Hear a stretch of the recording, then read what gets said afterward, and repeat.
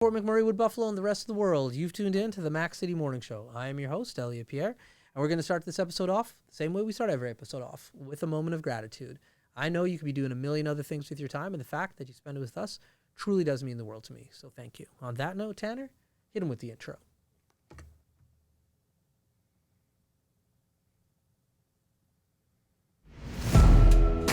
Whatty up, boss? Welcome to the Mac City Morning Show. Everybody, Keith Simpson here from Untitled. We support the Oil Barons. We've joined the drive-in movie theater.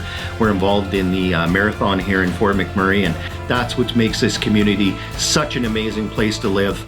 All right, and we are back. Big shout out to Untitled, title sponsor for the show. Really do appreciate your support. Fad, Nimmer, Keith, all the boys and girls down at Ural, thank you for your ongoing support. We really do appreciate it. Now, as you know, I don't introduce my guests because they can do a better job of that than myself. So, sir, can you please tell everybody at home who you are and what you're about?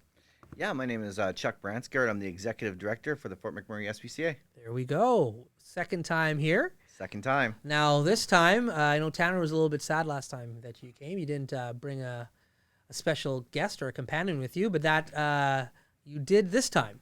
So who do we have here with us today that's coming on for a few minutes with us? Today we have Freya. Freya is being escorted by Daleen. Daleen, you want to bring in Freya? All right. So we had a pet on the show before? We've had a dog once. Okay. Come here, Freya. Come on. All right. So what's the story with Freya here? Well, Freya is adoptable right now. Right. So she's looking for a forever home. Okay. And she's how old is Freya right now? I think she's 2. No, she's older. Yeah. She's 7. Okay. 7 years old. So approximately 7 years old. All right. And Freya's camera shy. She's going out of her way not to get on camera. Come here, Freya. Right now. Tanner's trying his best. Come here, buddy. Oh, Come you here. like me, of course. Yeah, of course. There you Come go. here. There you go. There you go, baby. Yes. Yeah. There Freya you loves go. scratches. She's very friendly, very affectionate. Awesome. Yes. Freya, well, thank you for coming in. So what's Freya's story? Backstory. I don't know, honestly. So Freya she actually originally came from the Lloydminster shelter. She was transferred to us. Sometimes we do, some of our long-term residents, we may look at transferring, giving them a second chance somewhere else because Okay. it's just a long-term. Right. So she was in the Lloydminster shelter for a long time, and we had a long-term resident. So we did a switch. Okay. Lloyd actually helps us with that more often than not when we have those type of situations. So she came to us, and she has been with us for some time. She was adopted briefly, but had to come back. Nobody's fault, not her fault. Right. So she has come back to. She's an extended resident. She's been with us for Okay. a long time. So this girl's a little bit too familiar with the shelter life, and we Right. would love to see her find a forever home. There we go. She would do phenomenal with a jogger, a hiker, somebody that this girl wants to run, and trust me, she will outrun you. Okay, there we go. That's a good sales pitch. I Yeah. love it. Cool. Well, if you're out there and you're a jogger, runner, hiker, This is your girl. We got a And girl. She loves to be cuddled afterwards. there you go. And I think that's a big thing when you're running in the trail system, to have like a pet there with you to, like, you know what, Absolutely. make you aware of other animals that may be there. It's And also, how it makes you run faster too. Like it keeps you going. yeah, It motivates you to move. So Yeah. it's good. very cool. Well, thank you, Freya, for coming in today. We Thank you, appreciate Freya. it. Thank you, Awesome. Daleen. Have a Thanks, great day, guys. guys. Have a good one. Very cool. So, how do people find out about the pets that you have for adoption? Is that something that you guys are posting regularly on your So we're social posting media regularly channels? on our Facebook and on our website. Okay. But you can also come in and just visit the pets themselves. Honestly, a lot of the times we encourage people to come in and just see the pets because it's a lot easier for them to understand what the pet's personality is Right. if they're actually visiting with the That's pet right. and talking to our care coordinator, Daleen, or one of the kind of lieutenants that can actually tell you the personality of the pet. Okay. That way you actually know if it's going to be a good fit for your home. Right. So it's right, not just a right. picture on the screen, it's also something that you can Yeah. see and Very, touch in very person. true. Okay, listen, this show is live, so I got to tell Tanner something off topic. We have another guest coming in 8 minutes. And so at some point, you're going to have to go and let those guests in? All right. Well, at that point, it'll be on the guest. That's right. So That's right. no pressure for you, but the camera will be on you for that. Yeah, that's right. So then you're gonna have to do all the speaking topics. They've written and they're definitely showing up today. All right. Cool. So Excellent. back to the live show. So the SPCA, you guys have something coming up very soon here that you wanted to talk about. Yes, I did. May 15th, we have a big event, and we're trying to raise at least $15,000 for the event. May A 15th. lot of money. Yes. That's in a few days. In a few days. That's Okay. Very important. So it's called our Pedals for Paws. Okay. We sell off the bikes that we have in our compound. Oh. And we also are doing a barbecue, and we're also selling some of our items that we have stored upstairs in the attic. So this would be like scratching posts for cats, beds for dogs and cats, Yeah. and then that kind of stuff that we have extras of that we Right. can actually Right. sell off and bring in some extra money from that. So Okay. I've heard this is an ongoing event that you have. this is an ongoing event. Yeah, absolutely, yeah. How many bikes do you think you got? So right now we have over I want to say 150 bikes. Oh, wow. Lots of kids bikes. There's some adult bikes there too, and yeah, we got some big name bikes as well. So that's Okay. yeah, we're excited. That We're is really very excited. cool. And so how do you get like the stuff that you said was in the attic? How does that So stuff we were show gonna up? bring it downstairs and kind of like have basically like a garage sale or a yard Okay. sale sort of Right, deal, and right. have some tables, and yeah, we're gonna Okay. adopt them out. There we go. So this Yeah. is happening on the 15th, you said? Absolutely, But 15th. what's the time frame? And for the people, some people may not know where you guys are at. Like, So we're up in Gregoire, and it's from 10 to 4, and you can actually look at our address. I think it's 155 McAlpine Street. okay, cool. So up in Gregoire, for anybody who doesn't Yes. know, it's pretty easy to find once you're up there. Well, yeah, absolutely Once easy, you're up right across from Diversified. Yeah.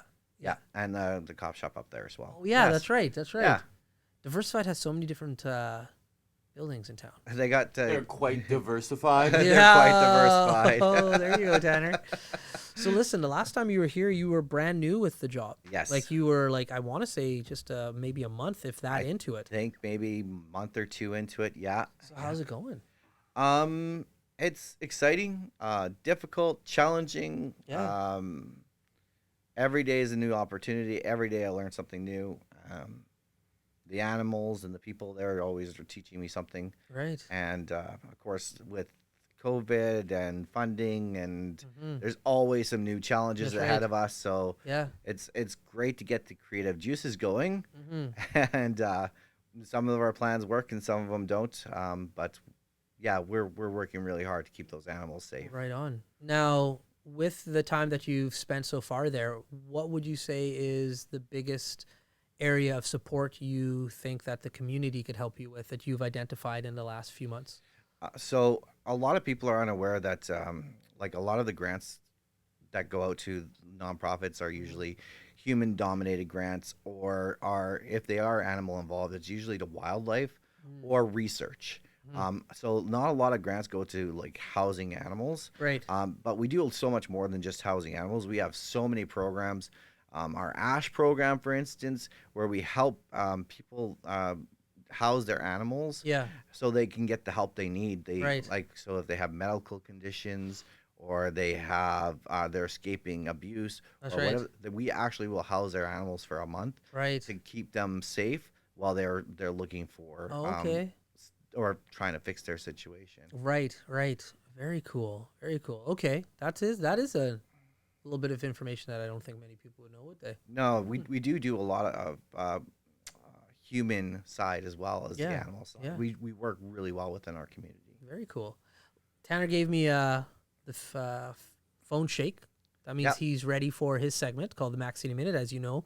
But before we jump into that segment, we got to give a big shout out to MIB Moving. They helped us move into this awesome new facility. So big thank you to MIB. Great company, really professional, and they crush it when it comes to moving. So MIB Moving. On that note, Tanner, hit him with the Mac City Minute. Alrighty. Question number 1 for you today.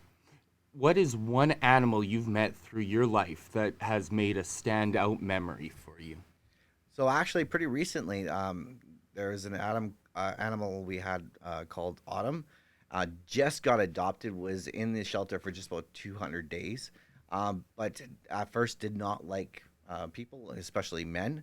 I was able to sit with that animal for every day for 3 weeks solid, and then suddenly it brushed up against the fence, meaning it wanted to be petted, and that was the first time we connected. And then after that, I just every day for probably about 3 or 4 times a day, I'd go in and read to the animals. So that's awesome. it was pretty cool. No doubt. Question number 2. What is one reason anyone would enjoy an SPCA event? Oh, a number of reasons. We get the community involved, and then a lot of the events will have food. So that's my main reason. There you go. I love food, There you go. and they're supporting not just the animals, but also a lot of the people that we help with their animals. So. Question number 3. What has been your biggest achievement you've had with the SPCA since we've last seen you? The biggest achievement, geez, I think our Locked in a Kennel event was probably our biggest achievement. We actually did really well. We raised $25,000, which was awesome. So that was probably our biggest achievement. And we had a lot of support from a lot of community leaders. So that was great. Question number 4. If you could meet any fictional animal, what animal would that be?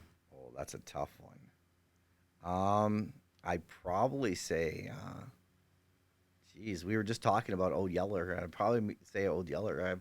I've actually always wanted a golden retriever when I was a kid, and Old Yeller is probably the reason why. There you go. And your final question. What is one way you found helping these animals has helped yourself?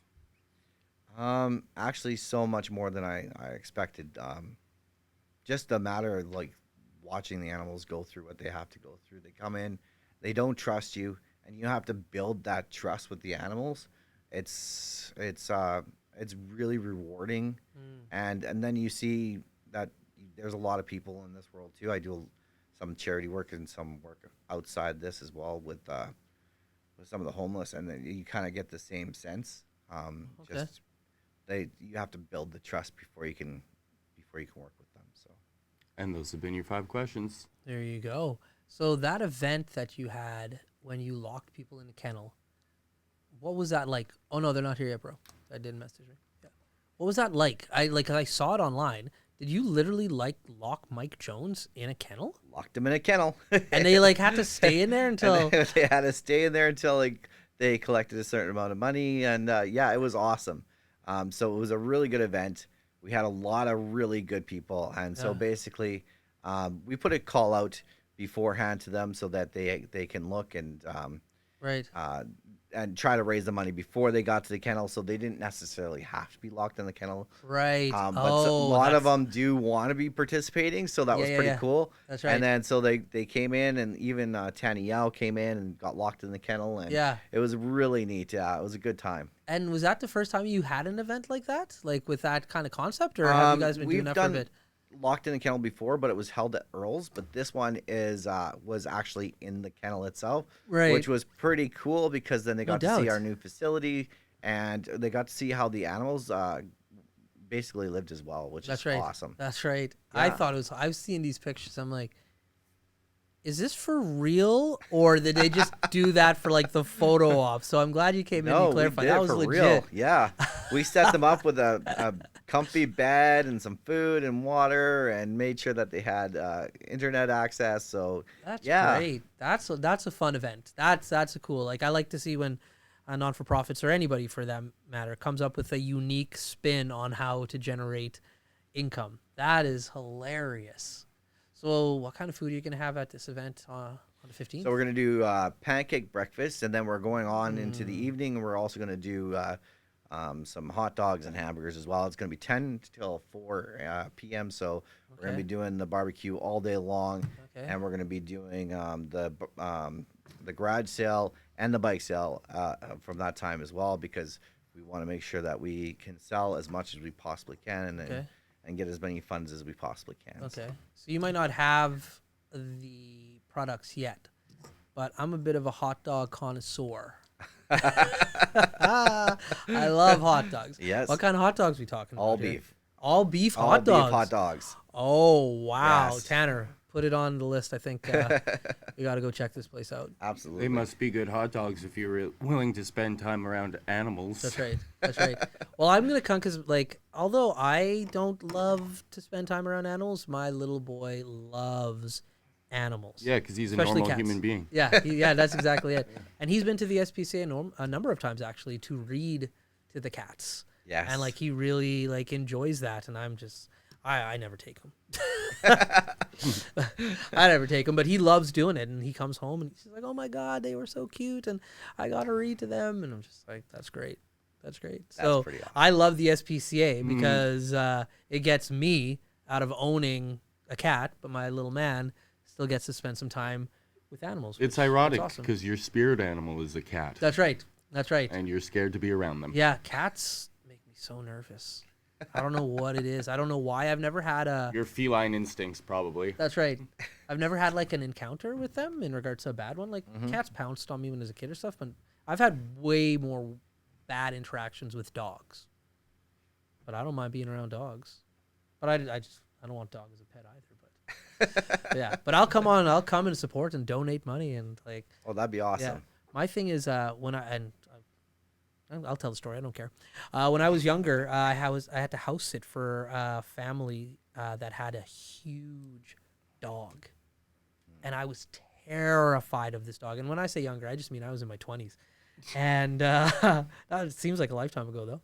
I'm like, I'm the wrong person to do this. Like, this dog was in this huge cage, and it was a huge cage, like triple the size of this office. They're like, oh, it's okay. There's a dog track, and you do like.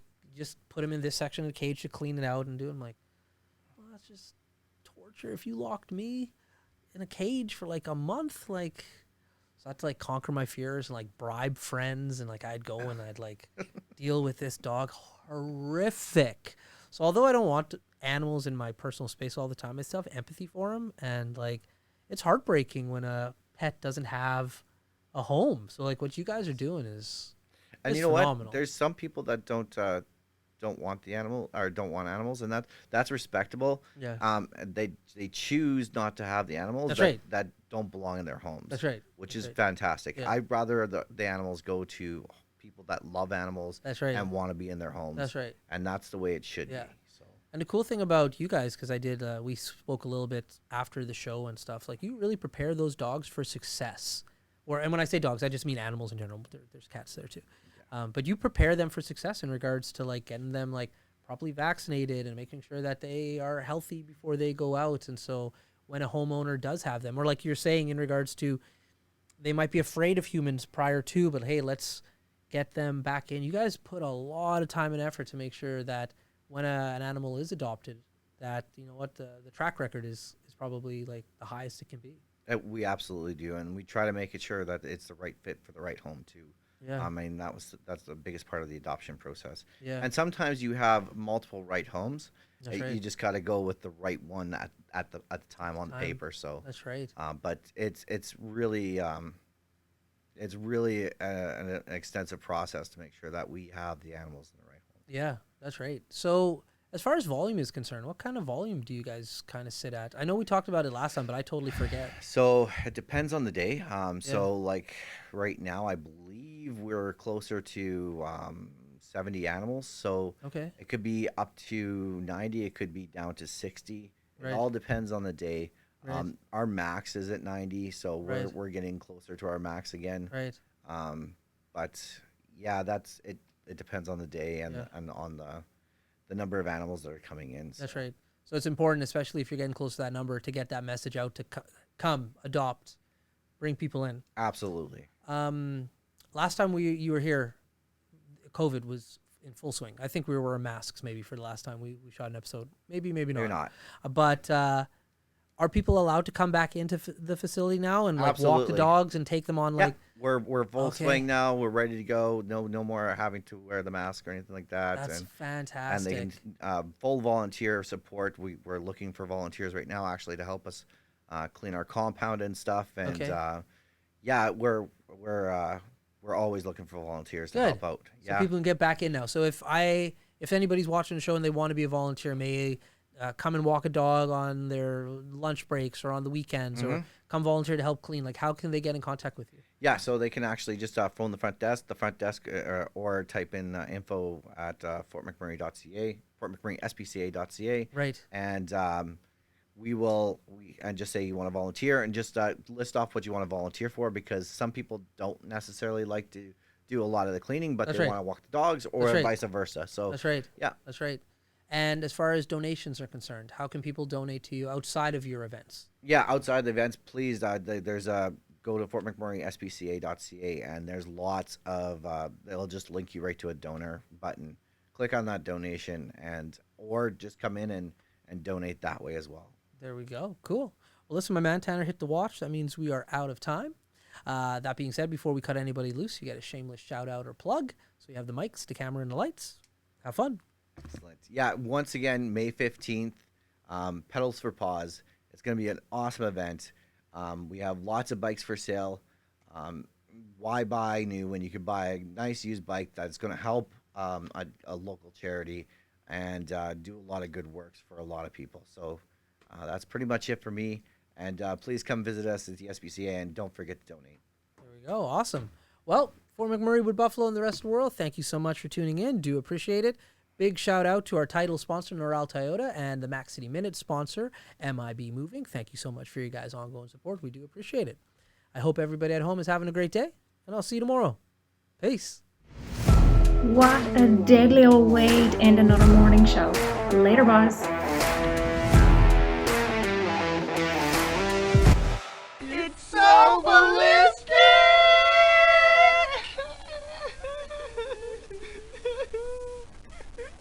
Talk about quenching your ugly thirst.